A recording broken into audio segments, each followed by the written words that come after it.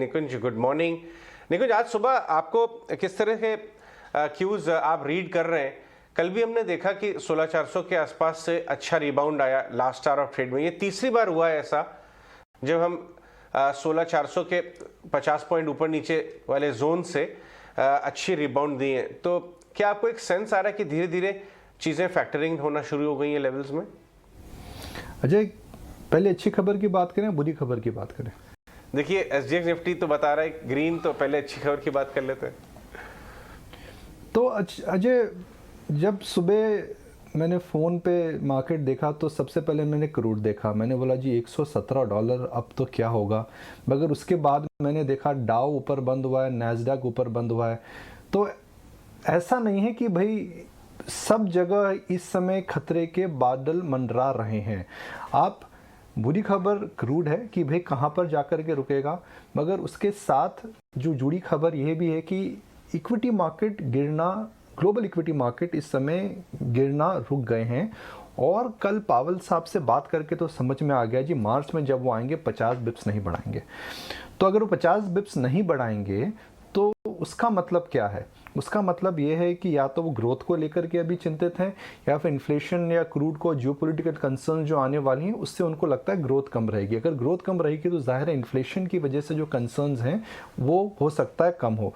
तो क्या हम इस मार्केट के दौर से निकल रहे हैं जहां पर lot of bad news is in the price? बहुत मुश्किल है अजय ये बोलना। मेरा एक मानना है कि $80 $85 तक क्रूड मैनेजेबल है। 90 से $100 में क्रूड एक प्रकार का शॉक है, और 100 से 115, और हम 115-16 की बात कर रहे हैं, क्रूड से झटका लगने वाला है। सबको फर्क पड़ता है, आपको फर्क पड़ेगा, मुझे फर्क पड़ेगा, मैक्रोज में फर्क पड़ेगा, मार्जिन में फर्क पड़ेगा, डिमांड में फर्क पड़ेगा। तो ये तो एक चिंता का विषय ज़रूर है अजय। क्रूड जब तक बढ़ता रहेगा, on paper two make a case that Indian market के अंदर ज़बरदस्त तेज़ी आएगी बहुत ज़्यादा मुश्किल है।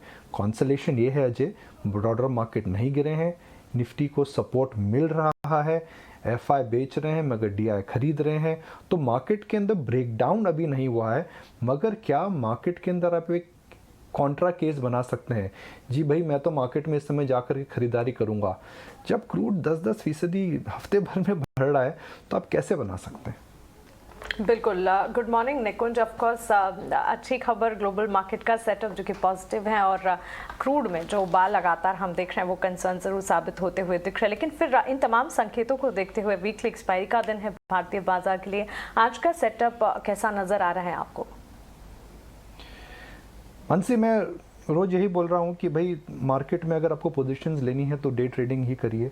हम डे ट्रेडिंग, क्योंकि जो मार्केट बंद होता है अगले दिन सुबह कैसा खुलेगा मुश्किल है।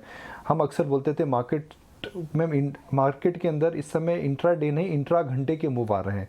9:15 का मार्केट और 10:15 का मार्केट अलग होता है, 10:15 का मार्केट और 2 बजे का मार्केट अलग होता है, 2 बजे का मार्केट और 2:30 बजे का मार्केट अलग होता है। तो इस समय लंबी अवधि के लिए पोजीशंस लेना शायद इतना एडवाइजेबल स्ट्रैटेजी नहीं है, ये मेरा मानना है। हम कल सुबह बात कर रहे थे कि भाई बैंकों पे नज़र रखिए, वहाँ पे गिरावट आ सकती है। देखिए कल क्या हुआ बैंकों में, बैंकों के नतीजे खराब नहीं आएंगे, और बैंकों के नतीजे खराब नहीं थे, मगर जी किसी को कंपल्सिव सेलिंग करनी है, HDFC bank, Kotak Mahindra bank, कोई बेच रहा है। क्यों बेच रहा है? कई कंसर्न्स हो सकते हैं, मैक्रो कंसर्न्स, ईटीएफ की सेलिंग आ सकती है, तो कोई बेच रहा है। तो आप बैंक्स में आप कैसे आप व्यू बना सकते हैं? और बैंक्स अगर गिरेंगे तो परफॉर्मिंग सेक्टर गिरेगा, तो वह एक चिंता का विषय ज़रूर है। मगर मुझे लगता है कि दैट इस समय आपको आईटी में नज़र रखनी चाहिए। कंप्लीट कॉन्ट्रा है, अगर मैक्रो खराब होंगे आईटी को बेनिफिट होगा, रुपी वीक होगा। डिमांड को लेकर के चिंता नहीं है। वैल्यूएशंस की जो कंसर्न थी कुछ स्टॉक्स के अंदर, वैल्यूएशंस ठीक ठाक होने लगी हैं। तो मुझे लगता है कि आईटी सेक्टर पे ज़रूर नज़र रखनी चाहिए। आप अगर शॉर्ट टर्म में ट्रेड करना चाहते हैं तो वेदांता, हिंडाल्को, नाल्को, इन सब कंपनी में हम बात कर चुके हैं कि नॉन फेरस के अंदर एक ट्रेडिंग का मोमेंटम है जो इस समय बना रहेगा। क्या नहीं लेना चाहिए? सीमेंट में नज़र रखिए, वो मत लीजिए। ट्रकिंग कंपनीज में नज़र रखिए, उनको मत लीजिए। जहाँ पर भी एनर्जी है as a percentage of cost is very high, उस सेक्टर को अभी आज और कल जरूर अवॉइड करिए। Alright, morning Nikunj. तो ये सेक्टर्स आपने अवॉइड करने की बात कही और साथ ही निकुंज ने आईटी स्पैक की बात की, इंश्योरेंस सेक्टर की हमने कल बात की थी और हमने देखा था किस तरह का मूव देखने को मिला। इनफैक्ट कितने दिनों से इंश्योरेंस स्पेस पे बात कर रहे हैं निकुंज। निकुंज, आपने सारे सेक्टर्स बता दिए हैं और would you like to highlight any other sector और stock also in specific?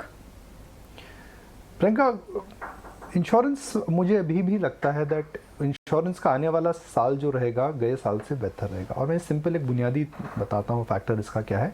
Insurance companies को कोविड की वजह से काफ़ी क्लेम्स देने पड़े थे और जो क्लेम्स की वजह से था इनको काफ़ी बैलेंस इसकी वजह से इनकी प्रॉफिटेबिलिटी में काफ़ी इश्यूज आए थे। तो अब क्या हो रहा है जी, अब लोगों ने इंश्योरेंस ले लिया है, हेल्थ इंश्योरेंस बढ़ा दिया है और इस साल लग रहा है कि कोविड की जो कठिनाई थी हमारे पीछे है, तो आप क्लेम देते रहेंगे, जो अपने प्रीमियम्स आप देते रहेंगे, क्लेम रेशियो कम होगा।